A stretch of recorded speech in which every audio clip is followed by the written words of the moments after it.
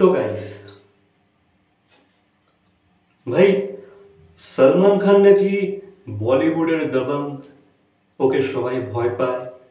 ঠিক আছে, ওর সাথে কেউ কোনো লড়াইয়ের মধ্যে জড়াতে চায় না।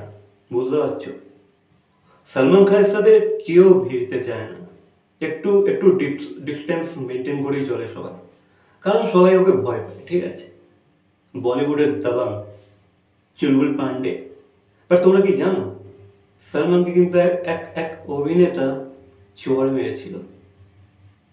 ইয়েস গাইস, এটাই সত্যি। ঠিক আছে, আর সেই সেই সত্যিটাই আজ আমি বের করবো। ঠিক আছে, ভাই ওকে চড় মেরেছিল, ঠাঁটিয়ে চড় মেরেছিল। বুঝতে পারছো? বলিউডের দাবাংকে ঠাঁটিয়ে চড় মেরেছিল। তো সেই অভিনেতা কে, সেটাই আজ আমরা আবিষ্কার করবো। ঠিক আছে, তো ভিডিওটা পুরোটা দেখো, খুব ইন্টারেস্টিং একটা ভিডিও। ভাই সালমানকে চড় মেরেছে বলে কথা, এতটা ডেয়ারিং দেখিয়েছে বলে কথা, তাই না? ভিডিওটা তো দেখতেই হবে, জানতেই হবে যে অভিনেতা কে। তো ওকে, দেখো।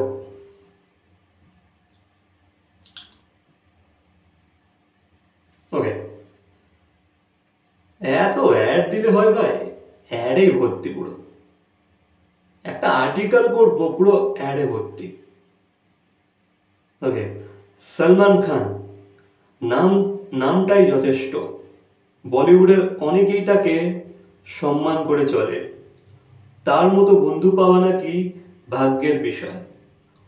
হ্যাঁ, এটা এটা তো অনেকেই বলে নাকি সলমান নাকি খুব ভালো বন্ধু। ঠিক আছে, মানে বন্ধুদের খারাপ সময় কিন্তু পাশে দাঁড়ায়।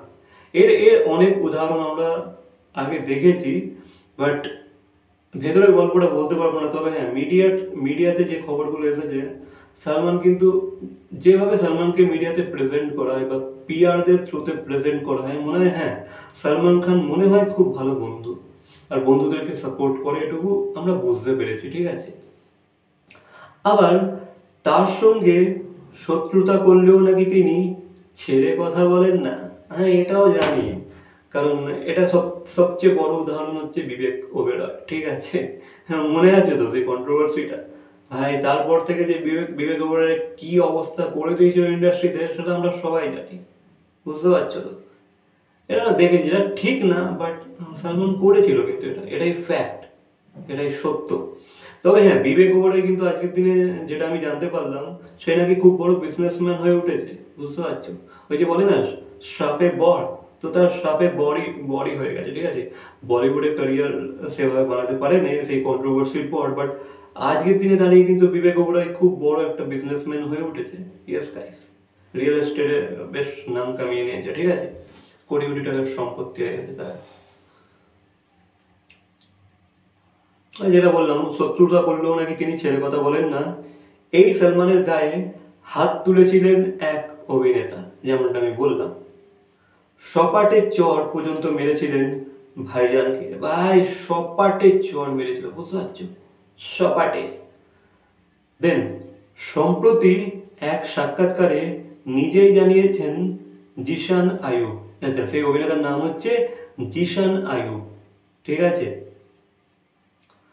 সলমানকে চড় মেরে আতঙ্কিত হয়ে পড়েছিলেন তাণ্ডব ও ক্রিমিনাল জাস্টিস খ্যাত জিশান আয়ুব। আচ্ছা, সলমান খানকে চড় মারার পর আবার আতঙ্কিত হয়েও পড়েছিল। ঠিক আছে, মানে ভয় পেয়ে গেছিল যে ভাই কাকে চড় মেরে দিলাম, এটাকে আমি ঠিক করলাম। মানে চড় মারার পরেও ভাই দ্বন্দ্বে ছিল। ঠিক আছে, এই চড়টাকে মেরে আমি ঠিক করলাম, ভয় কেঁপে উঠেছিল সেই অভিনেতা। বুঝতে পারছো?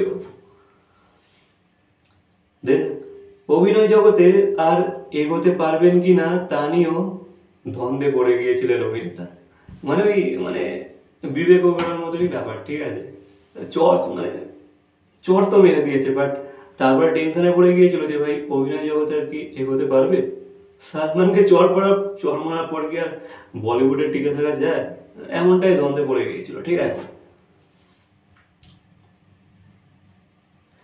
কবির খান পরিচালিত টিউবলাইট ছবির চিত্রনাট্যের জন্য ভাইজানের গায়ে হাত তুলতে হয়েছিল তাকে।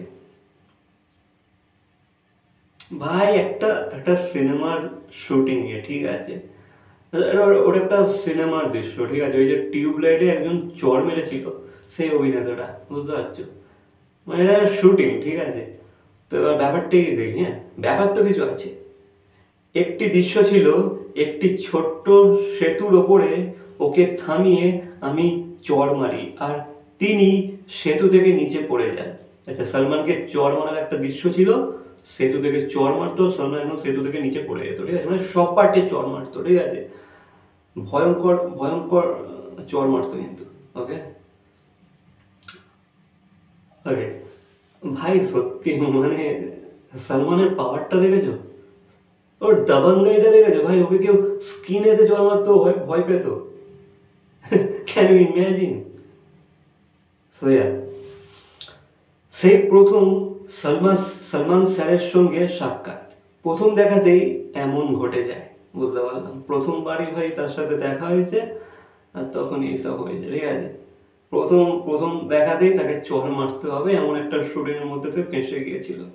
এই দৃশ্যে অভিনয় করার আগে থেকেই ভয়ে কাঁপছিলেন জিশান। আচ্ছা, এই এই দৃশ্যে অভিনয় করার কাঁপছিল, ঠিক আছে? কি করে চড় মারবে ওই দাবাংকে, ওই হাট্টা কাট্টা মানুষটাকে কি করে চড় মারবে? কালকা লনটা কি করে চড় মারবে, তাই না?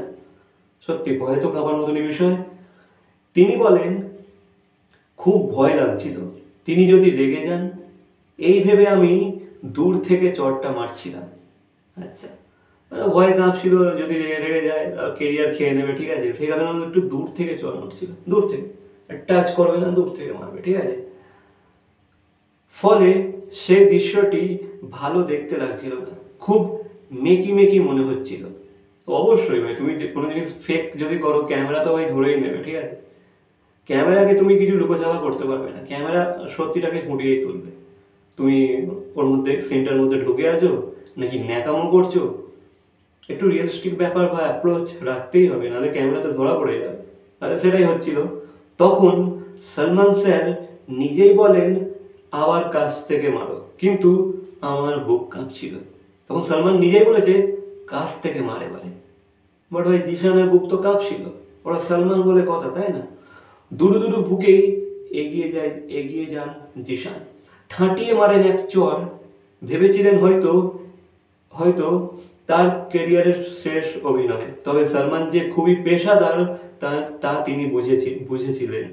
ঝুঁকি নিয়ে এই দৃশ্যটিকে ফুটিয়ে তোলেন জিশান। সলমান এসে প্রশংসা করেছিলেন, পরে নিশ্চিন্ত হয়েছিলেন অভিনেতা।